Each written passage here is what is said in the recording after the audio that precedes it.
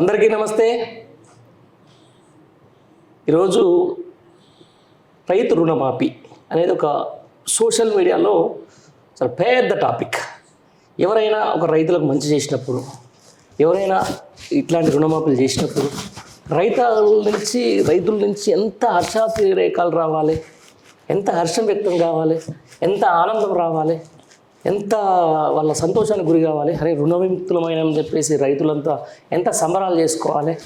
కానీ గ్రౌండ్ రియాలిటీలో ఏం జరుగుతుందో మనం గత 2 రోజుల నుంచి సోషల్ మీడియాలో చూస్తూనే ఉన్నాం. శాపిస్తున్నారు ఈ ప్రభుత్వాన్ని, తిడుతున్నారు ఈ ప్రభుత్వాన్ని. ఇక రకరకాలు అనుకోవాలంటే చేస్తే అన్కండిషనల్గా మొత్తం ఉన్న రైతులకు చేయాలి రుణమాఫీ, లేకపోతే గింతే అని చెప్పేసి ఏదైనా కూడా చేయాలి. బట్ నమ్మించి బట్ట తడి గుడ్డతో గొంతు కోసిన ఈరోజు రైతులది ఈ ప్రభుత్వంలో ఉన్నటువంటి ముఖ్యమంత్రి రేవంత్ రెడ్డి.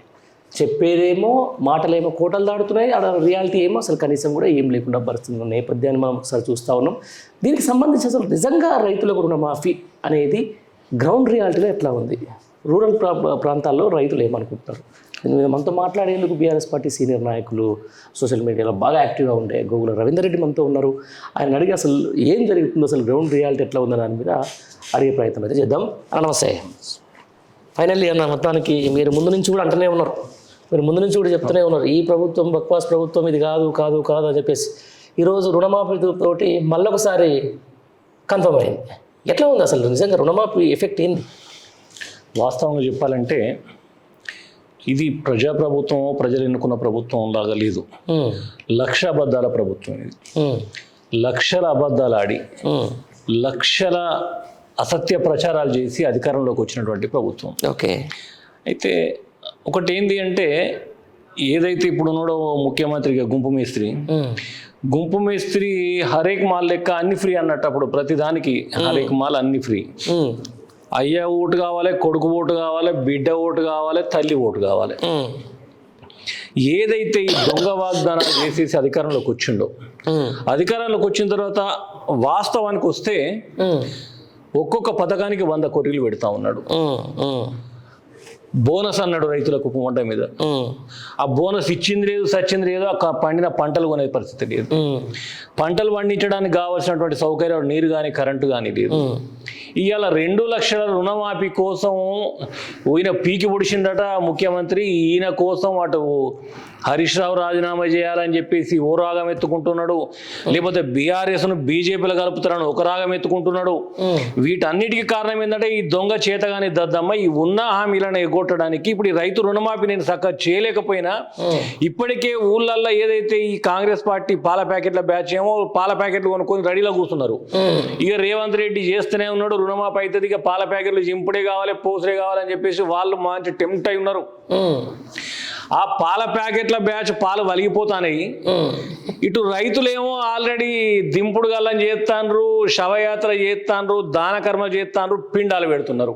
లాస్ట్ ఈ పాల ప్యాకెట్ల బ్యాచ్ వీళ్ళని చూసి అయోమయానికి గురైపోయి ఇదేంద్రా మనకేమో ఈ పాల ప్యాకెట్లతోటి మనకు ఫుల్ పండగ ఉంటుంది, గిరాకు ఉంటుంది అనుకుంటే అన్ని ఈ సావు కథలు నడుస్తూ ఉన్నాయి, సావు కవులు నడుస్తూ ఉన్నాయి.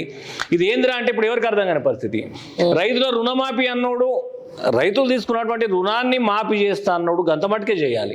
దానికి 100 కొర్రీలు పెట్టి అటొక ముచ్చట ఇటొక ముచ్చట లేని దొడదలుగా పెట్టి ఏదేదో కథ చెప్పుకుంటూ పబ్బం గడుపుకుంటా నేను తప్పించుకొని పోతా అంటే అంతకంటే హీనమైన పని మరొకటి లేదు. చేతగాని దద్దమ్మ నువ్వు ఏదైతే ఓట్లు వేయించుకునే ముందు చెప్పాలి, ఇగో నేను రుణమాఫీ అంటే ఈ రుణమాఫీకి గిన్ని తిరిగాసులు ఉంటాయి, ఇగో బోనస్ అంటే బోనస్కు గిన్ని తిరిగాసులు ఉంటాయి, పెన్షన్లు అంటే పెన్షన్లకు గిన్ని తిరిగాసులు ఉంటాయి. ఈ చేతగాని దద్దమ్మ పెన్షన్లే వేయలేకపోతున్నాడు, ఈ రైతు రుణమాఫీ ఎడికెళ్ళి చేస్తాడు. రైతు బంధు ఇప్పటికి దిక్కు లేదు, ఆ రైతు బంధు జోలి తీసిన కుక్కే లేదు. అంతేనా? కేసీఆర్ గారి ప్రభుత్వంలో ఈయన కొడుకులు చెప్పిన మాటలు ఏంది, ఉన్నోళ్ళకే కేసీఆర్ రైతు రుణమాఫీ చేస్తాడు, ఉన్నోళ్ళకే రైతు బంధు చేస్తాడు అన్నాడు. ఇవాళ కాంగ్రెస్ పార్టీలో ఉన్న పెద్ద తరకాయలు అన్నింటికి రుణమాఫీ అయింది. అవును, పేద ప్రజలకు కాలేదు. ప్రజాప్రతినిధులకు అసలు లేదని చెప్పి ప్రజాప్రతినిధులకు లేదన్నాడు, ఎక్కువ భూములు ఉన్నోనికి లేదన్నాడు. ఈ రైతు ఏదైతే రైతు బంధు కానీ రుణమాఫీ కానీ ఇవన్నీ దండగా అన్నాడు. నేను వాటికి కొత్తగా ఒక సిస్టమ్ తయారు చేస్తా అన్నాడు. ఇవాళ పెద్ద తలకాయలుగా ఉన్న కాంగ్రెస్ పార్టీ నాయకులకు, ప్రజాప్రతినిధులకు వీళ్ళందరికీ మాఫీ చేసేసి వాని నిజమైనటువంటి నీతి జాతి అని బుద్ధుని ఇలా ప్రజల ముందు చూపెడతా ఉన్నాడు. ప్రజలు ఎక్కడికక్కడ చెప్పులు పట్టుకొని చీపులు పట్టుకొని రెడీగా ఉంటే ఏదైతే నిరసన తెలిపి మాకు రైతు బంధు రాలే రుణమాఫీ రాలే అని చెప్పేసి నిరసన తెలుపుతున్న రైతుల మీద కూడా కేసులు పెట్టడానికి సిగ్గు మానం అన్ని వదిలేసి బరిదెగిచ్చేయాలి రైతన్నల మీద, దేశానికి తిండి పెట్టే రైతన్నల మీద కూడా కేసులు బుక్ చేస్తూ ఉన్నాడు. ఇంతకంటే నీచమైన ముఖ్యమంత్రి నాకు తెలిసి ఇప్పటివరకు రాలేదు, రాడు కూడా. ఈ చేతగాని దద్దమ్మ వచ్చి 10 నెలలు కాలే ఆల్రెడీ మొన్న నిరసన తెలిపిన రైతుల మీద కేసులు బుక్ చేసిండ్రు. అంటే రైతులకు నిరసన తెలిపే హక్కు లేదా? అంటే మిమ్మల్ని ప్రశ్నించే హక్కులు, మిమ్మల్ని ప్రశ్నించే అటువంటి నాయకులపైన కార్యకర్తలపైన ఇళ్ల మీదకి పోయి దాడులు చేస్తారు ప్రజల పక్షాన్ని నిలబడితే. ఎందుకు ప్రజల పక్షాన్ని నిలబడి మీరు వాళ్ళకి మద్దతు తెలపొద్దు అని ప్రజలు స్వచ్ఛందంగా బయటకు వచ్చేసి నిరసన తెలిపితే వాళ్ళ మీద కేసులు పెడతారు. అంటే మీ యొక్క చేతగానితనాన్ని కప్పిపుచ్చుకోవడానికి ఎంతకైనా దిగజారుతున్నటువంటి చేతగాని పసలేని అవగాహన లేని దద్దమ్మ ఈ రోజు ఉన్నటువంటి ఈ రేవంత్ రెడ్డి ముఖ్యమంత్రి. రైట్, ఇదే అంటున్నా. మొత్తానికి జనాలంతా ఏం కావాలి అన్కండిషనల్గా అయితే ఈరోజు అందరు హ్యాపీగా ఉండేటోళ్ళు, నువ్వు అన్నట్టు పాల ప్యాకెట్లు పెట్టి పాలాభిషేకాలు అవి చేయాలి. కానీ దాదాపుగా ఇదే రుణమాఫీని గత ప్రభుత్వం చేసినప్పుడు దగ్గర 17,000 కోట్లతో అయింది. మొత్తం 1,00,000 వరకే. ఆ తర్వాత తీసుకున్న రుణాల కన్నా చూసుకుంటే మొత్తం 40,000 కోట్లు కావాలని చెప్పారు ఫస్ట్. అవును, అది దాని కాస్త మళ్ళీ 31,000 కోట్లకు తీసుకొచ్చారు. సరే, లాస్ట్కు ఇప్పుడు మొత్తం నిన్న August 15 ఏదైతే వాళ్ళు చెప్పిన ఫైనల్ కట్ ఆఫ్ డే వచ్చే వరకు 17,000 కోట్లతో కంప్లీట్ అయిపోయిందని చెప్పేసి అంటున్నాం. దీని ఎట్లా చూడొచ్చు? 17,000 తోటి రైతు రుణమాఫీ పూర్తి అయిపోయింది అని చెప్తాడు.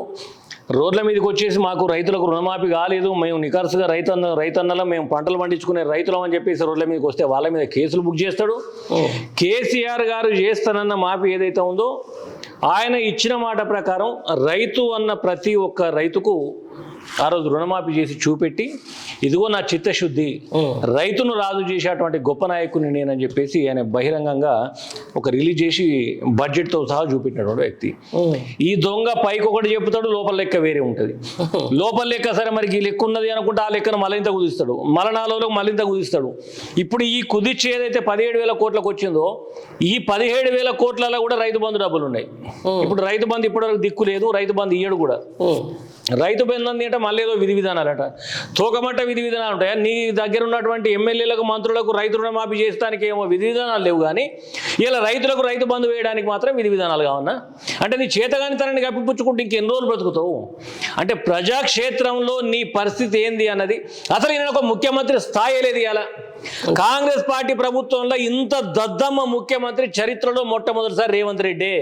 ఇలా ప్రభుత్వాన్ని అటో ఇటో బొరిస్తున్నది కూడా శ్రీధర్ బాబు, బట్టి విక్రమార్క వాళ్ళు ఏదో బొరిస్తా ఉన్నారు తప్ప ఈయన అసెంబ్లీలో చూసినా ముఖ్యమంత్రి ఛాంబర్లో చూసినా ఒక కామెడియన్ లెక్క ఒక కామెడీ చేసుకుంటూ చిన్న చిన్న సాత్రాలు చెప్పుకుంటూ ఏదో ఈయనకేదో పెద్ద తెలిసిన పెద్ద బహుభాషా కోవిదుడు లెక్క ఫోజులు కొట్టుకుంటూ వందే మారుతాం అని కూడా జబ్బులు కూర్చున్న ఈ చేతగానే దద్దమ్మ వల్ల తెలంగాణ పరువు మొత్తం బజార్ పాలవుతుంది. మొత్తం రైట్. ఏమంటాడు ఇప్పుడు కొత్తగా రైతు రుణమాఫీకి సంబంధించి సంబరాలు చేసుకోవాలి, మనం అసలు విపరీతంగా దీన్ని సెలబ్రేట్ చేసుకోవాలి, ఇది నిరంతర ప్రక్రియ. ఒకవైపు అది సీఎం చెప్తాడు, మంత్రులేమో రైతు రుణమాఫీ కాని వాళ్ళందరికీ ఇది మళ్ళీ ఒకసారి సపరేట్ మేమే వస్తాం, వాళ్ళ ఇంటికే పోతాం, వాళ్ళ ఇంటికాడికి పోయి మీరు నమోదు చేసుకుంటాం అని చెప్పేసి మంత్రులు అంటారు. ఏంది ఈ కోఆర్డినేషన్? ఇప్పుడు వాస్తవంగా ఏంటంటన్నా ఆలీబాబా 40 దొంగలు అనే సామెత ఇన్నాళ్ళ వరకు కూడా సంపూర్ణం కాలే, కానీ ఈ ప్రభుత్వంలో మాత్రం పక్క దానికి ఒక పరిపక్వత వచ్చింది ఆ పదానికి. ఖచ్చితంగా ఈ ఆలీబాబా రేవంత్ రెడ్డి, చేతగాని రేవంత్ రెడ్డి, ఈ చుట్టూన్నటువంటి ఏదైతే ఈ గుంపు ఉన్నదో ఆ గుంపు 40 దొంగలు. ఈ 40 దొంగలలో ఎవడేమో మాట్లాడుతున్నాడో ఎవరికి పొంతన ఉండలేదు. ఒకటి ఇస్తా అంటాడు, ఒకటి ఈయనంటాడు, లేకపోతే పూర్తి అయిపోయిందని మరొకటి చెప్తాడు, లేకపోతే ఇంకా కొంచెం ఇళ్ళకి వచ్చి మేము మళ్ళొకసారి వెతుకుతామంటాడు, లేదు మొత్తం రుణమాఫీ అయిపోయింది హరీష్ రావు రాజీనామా చేయని చెప్పి ఇంకోడే కుడతాడు. ఈయన చేసే మొగోడైతే కేటీఆర్ గారు సవాల్ విసిరినరు, నీకు చేతనైతే నువ్వు నాతో పాటు రా, నీ సొంత ఊరికే పోదాం, నీ ఊళ్ళో రుణమాఫీ జరిగిందంటే నేను రాజీనామా చేస్తా అని చెప్పిండు. నిజంగా అంత మొగోడైతే కేటీఆర్ గారితో పోతే అయిపోతుంది కదా. ఎక్కడ చూసినా అబద్ధాలు తప్ప ఏ ఒక్క పనిలో కూడా ఇప్పటి వరకు పూర్తి స్థాయిలో పనిచేసినటువంటి దాఖలాలు లేవు. ఎన్నో కష్టాలు నష్టాలు ఓర్చుకొని గడ్డకు పడేసినటువంటి ఆర్టిస్ట్ని కూడా ఇలా అధోగతి పాలు చేసే కార్యక్రమం ముందు పెట్టుకొని పోతా ఉన్నాడు. ఈయన చేసిన దానిలో అదొకటే మహాలక్ష్మి పథకం. ఆ మహాలక్ష్మి పథకంతో ఆర్టిస్ట్ అనేది రూపురేఖ లేకుండా పోయే రోజు దగ్గరికి వచ్చింది తప్ప ఇంకా ఏ పని కాదు కూడా. రైట్.